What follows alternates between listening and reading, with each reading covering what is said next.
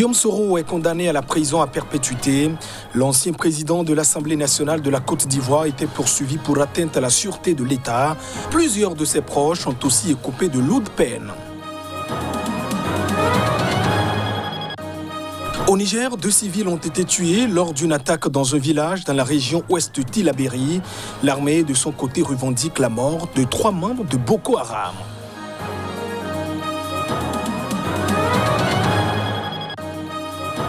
Et puis en Tunisie, le gouvernement décrète un nouveau confinement général dans 4 régions du pays.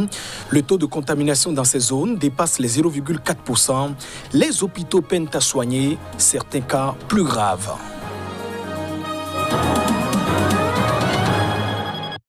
Et voilà pour le sommaire de ce journal. Bienvenue dans cette édition. En Côte d'Ivoire, le procès de Guillaume Soro a connu son épilogue.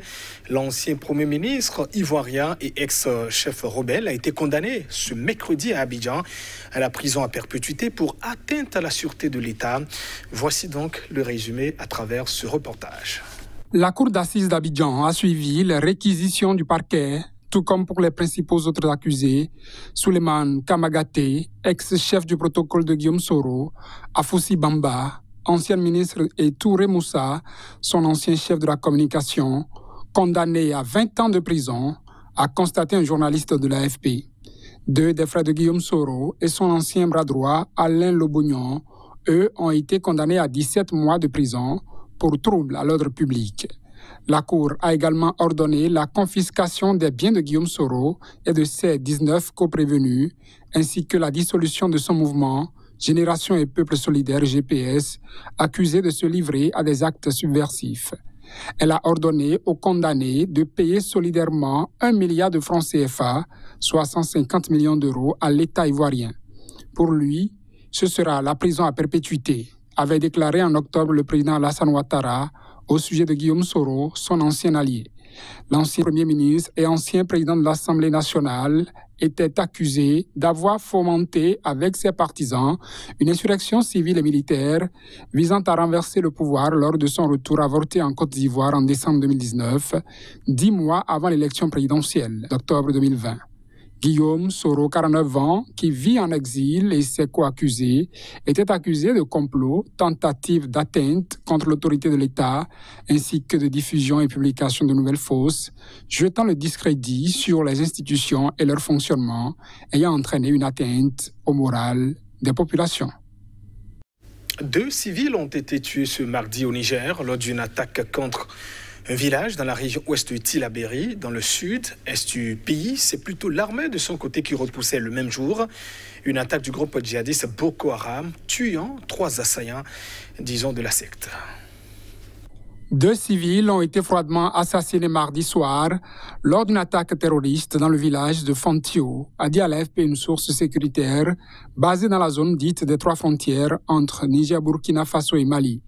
Il s'agit d'un directeur d'école et d'un inspecteur de l'enseignement à la retraite. Du bétail a été emporté par les assaillants venus à moto, a précisé cette source en expliquant que les victimes ont été surprises dans leur sommeil. Comme les militaires quadrillent désormais totalement la zone, les djihadistes présumés n'attaquent plus en masse. Ils opèrent en tout petits groupes, a déclaré à l'AFP un élu local. Mi-mai, 5 personnes ont été tuées et 2 autres grièvement blessées dans le même village de Fontio, le jour de la Eid-el-Fitr, marquant la fin du Ramadan. Fontio est une commune rurale du département de Terra, où un contingent de 1200 soldats tchadiens a été déployé pour lutter contre les groupes djihadistes dans le cadre de la force du G5 Sahel qui réunit Mali, Niger, Mauritanie, Tchad et Burkina Faso. Le même jour, mardi aux environs de 18h40 heure locale, les éléments des forces de défense et de sécurité FDS ont repoussé une nouvelle attaque de Boko Haram à Bosso, dans le sud-est du Niger, a indiqué dans un communiqué publié sur Facebook la force multinationale mixte FMM qui associe le Nigeria, le Tchad, le Cameroun et le Niger. Côté ennemi, 3 assaillants neutralisés, un véhicule détruit, a-t-elle précisé dans ce texte diffusé depuis Difa, capitale régionale du sud-est nigérien. Aucune victime n'a été enregistrée parmi les militaires selon elle. Une mitrailleuse et 3 fusils d'assaut Kalachnikov appartenant aux assaillants ont été récupérés selon la FMM. Au Niger voisin, l'ISWAP entendait le groupe islamiste de l'État islamique en Afrique de l'Ouest a revendiqué ce mardi une attaque commise le 12 juin dernier à Niamey contre le domicile du président de l'Assemblée nationale du pays. Un garde du corps avait été tué au cours de cette attaque. Un détachement de sécurité des soldats du califat a attaqué la maison du président du Parlement du Niger à Niamey à l'aide d'armes automatiques, tuant un de ses gardes et en blessant un autre, a affirmé l'ISWAP dans un communiqué publié par site, organisme spécialisé dans la surveillance des sites internet djihadistes. 2 hommes armés circulant en moto ont mitraillé dans la nuit du 11 au 12 juin le domicile du président de l'Assemblée nationale du Niger, Sieni Oumarou, tuant un de ses gardes du corps et blessant grièvement un deuxième, avait annoncé son entourage et les autorités. Une enquête a été ouverte immédiatement et les recherches en vue d'identifier et d'interpeller les auteurs sont actuellement en cours. Aucune attaque n'avait cependant ce jour été revendiquée par l'ISWAP dans la capitale nigérienne. Sieni Oumarou, 70 ans, qui dirige le mouvement national pour la société du développement au pouvoir de 1999 à 2010, était arrivé 3e à la présidentielle du 21 décembre 2020 et avait appelé à voter au second tour pour Mohamed Bazoum, le candidat du pouvoir vainqueur du scrutin. Il est président de l'Assemblée nationale depuis mars. Le Niger est confronté à ses frontières ouest avec le Mali et le Burkina Faso à de fréquentes attaques des groupes djihadistes sahéliens dont l'État islamique au Grand Sahara et dans le sud-est aux atrocités des djihadistes nigériens de Boko Haram et de l'ISWAP issu d'une scission de Boko Haram. Le chef de la mission d'observation électorale de l'Union africaine en Éthiopie, Olusegun Obasanjo, rapporte les conclusions de son équipe. Selon les observateurs de l'Union africaine, les élections législatives et régionales de lundi dernier se sont déroulées de manière ordonnée, pacifique et crédible. Les opérations de comptage des voix étaient en cours mardi en Éthiopie, au lendemain d'élections cruciales, mais qui n'ont pu se tenir dans tout le pays en proie aux violences et à la famine, notamment dans la région en guerre du Tigré. Bien que ce double scrutin législatif et régional n'ait pu être organisé dans un 5e des circonscriptions pour des raisons sécuritaires ou logistiques, le Premier ministre Abiy Ahmed a salué mardi la journée historique du 21 juin. Une porte-parole de la commission électorale a indiqué à la presse que le taux de participation a été très élevé, à la fois dans les villes et en zone rurale, sans toutefois donner d'estimation. Pour la mission d'observation de l'Union africaine, la satisfaction est totale au terme du scrutin. Malgré certains défis opérationnels, logistiques, liés au Covid-19, sécuritaires et politiques, dont la plupart ont été mentionnés dans l'ensemble, l'élection et le processus des élections se sont déroulés de manière ordonnée, pacifique et crédible.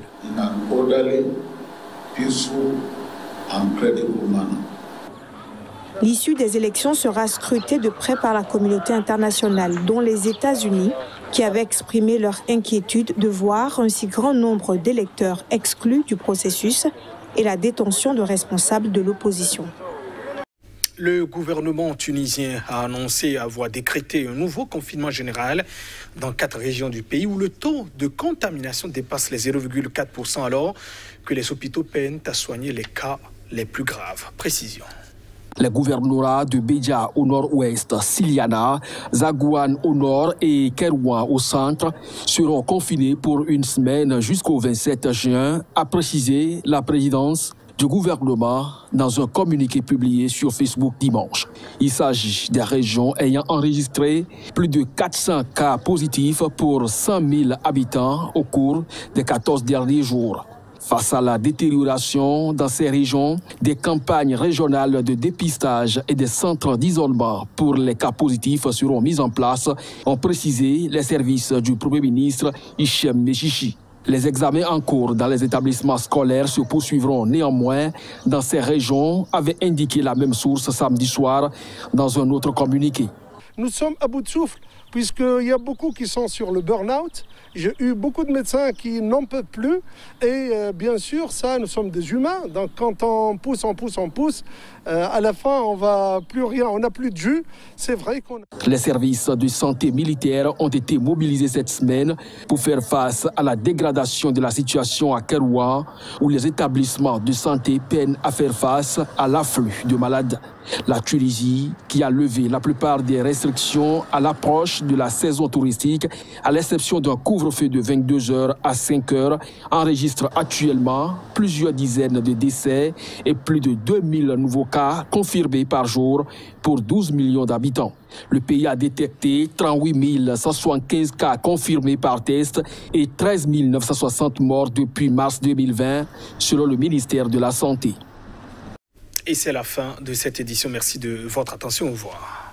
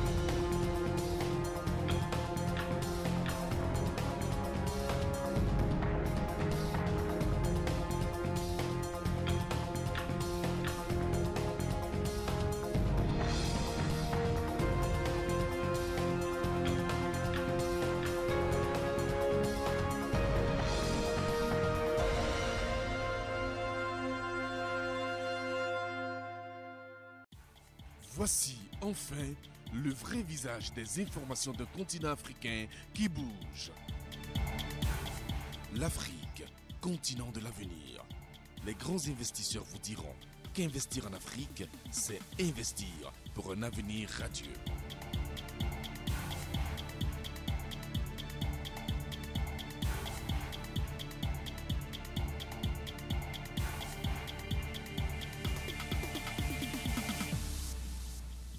Sika, c'est la nouvelle chaîne de télévision exclusivement consacrée à l'actualité socio-économique, toutes les 30 minutes en Afrique. Sika, c'est la chaîne des grands investisseurs, de l'actualité des investissements et de l'évolution des affaires sur le continent.